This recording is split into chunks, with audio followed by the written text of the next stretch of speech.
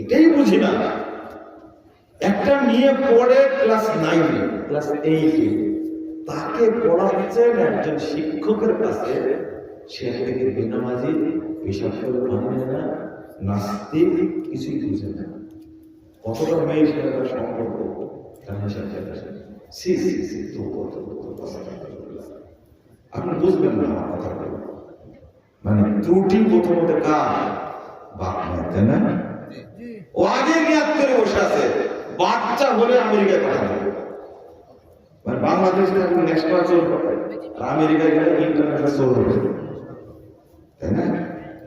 নিয়াতটাই খারাপ। ফিলিস্তিনে মা বাচ্চা জন্ম দেয়, এই জন্য ফিলিস্তিনে এরাই স্বাধীন করবে। একটা মায়ের 7টা 8টা 9টা 10টা মরতেছে, মানলে একটা মরেছে, আরো কয়টা আছে? আরো 8টা আছে, 9টা যে আর একটা মরবে, আর 7টা আছে। বুঝলি কথা? ওরা বাচ্চা পয়দা করে এই জন্য ফিলিস্তিনকে স্বাধীন করবে তাই। আর আপনি বাচ্চা পয়দা করেন আমেরিকা যেয়ে এত বড় শয়তান হবে ফিলিস্তিনের বিরুদ্ধে অস্ত্র ধরবে, তাই না? নিয়াতের কত পার্থক্য দেখবে।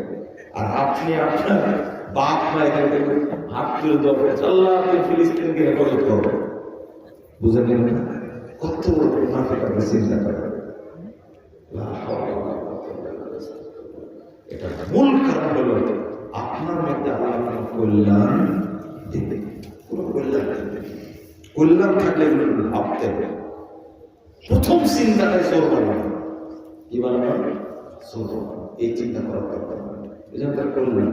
এটা আজকেই বলছে, আজকে বলছে যে ছেলে দুইটা থাকে দেশের বাহিরে, আর খোঁজ খবর নেই। আমি বললাম কোথায় থাকেন? একটা কানাডায় থাকে, একটা অস্ট্রেলিয়ায় থাকে। আপনি তো খুব সুখী মানুষ, বলছেন না যে পড়াশোনা করেছিলাম অনেক আশা নিয়ে, ফোন করলে ধরে না, তারাও খোঁজ নেয় না। বুঝতে কত আক্ষেপ, পিতা মাতার মধ্যে কত আক্ষেপ। আমি বললাম দোষটাকে তার না, অপরাধ সেটা আমারই দোষ। চেয়েছিলাম তারা বিদেশে পড়াশোনা করবে, বুঝলেন? চেয়েছিলাম বিদেশে পড়াশোনা করবে। সালাতের কথা কেন বললাম? আল্লাহ রাব্বুল আলামিন বলেন ওয়া'মুর আহলাকা বিস-সালাহ ওয়াসতাবির আলাইহা। তুমি তোমার পরিবারকে সালাতে নির্দেশ দাও, নিজেও সালাতে অভ্যস্ত থাকো। এই কথা বলে আল্লাহ বলছেন লা নাসআলুকা রিজকা, আমরা তোমার কাছে রুজি চাই না, খাবার চাই না। নাহনু নারযুকু, আমরাই তোমাকে খাবার দেই। আচ্ছা, নামাজের কথা বলতে খাবারের কথা বুঝলেন না? বুঝলেন না? বুঝলেন না? অনেক সময় আল্লাহ রাব্বুল আলামিন বলছেন